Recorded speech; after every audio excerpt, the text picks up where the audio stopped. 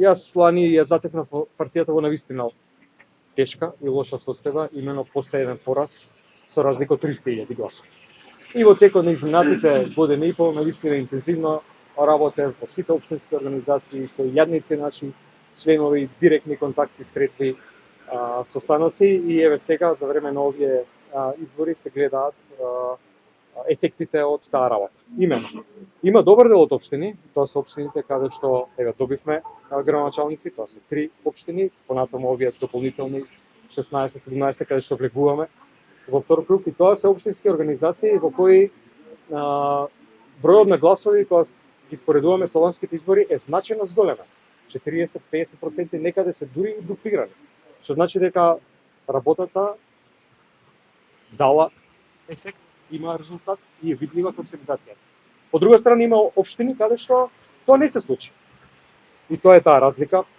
Тука пред се мислам на општините, на скопските општини, меѓутоа за мене ова измината година и пол после еден таков тежок пораз лани, после една интензивна работа, сега овие избори се еден показател за тоа како да се поставиме и како да функционираме во следниот период. Затоа што очигледно е дека е потребна посебно во тие општини каде што не го постигнавме посекуваниот резултат, да продолжиме со интензивна работа. Во тој контекст дозволете да најавам политички кадровски промени во раководството во следните недели после изборите, зашто ќе бидете известени.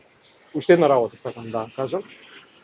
Јавноста веќе известивме во неколку наврати, меѓутоа сериозни притисоци имаше во буквално сите општини во кои што се одвиваат изборните циклуси непосредно пред гласањето, во претходниот период, разноразни во општините кај што имаме градоначалници, полиции, финансиски контроли и така натаму, преку центрите за социјална работа, нудење пари за гласови, за сето ова ги известивме надлежните институции, но сакам да кажам дека работевме во навистина тешки околности. Еве, бидејќи сте доктор во тој случај, поставам прашање кога очекувате заклучување на партијата, и од што ќе зависи вашето останување на нејзино чело? Изминатите месеци, например.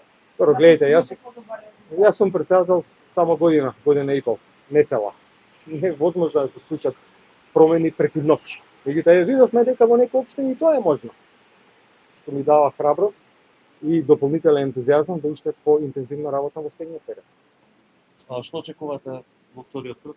Јас се надевам дека граѓаните ќе препознаат дека ние имаме добри кандидати, дека тоа се кандидати со добри менеџерски способности, дека имаат добра програма, дека се нуди програма и кандидати кои се целосно различни од против кандидатите на ВМРО-ДПМН, кои што практично имаат многу мали или практично никакви резултати, така да ги повикувам да гласат за сите кандидати на СДСМ во вториот круг.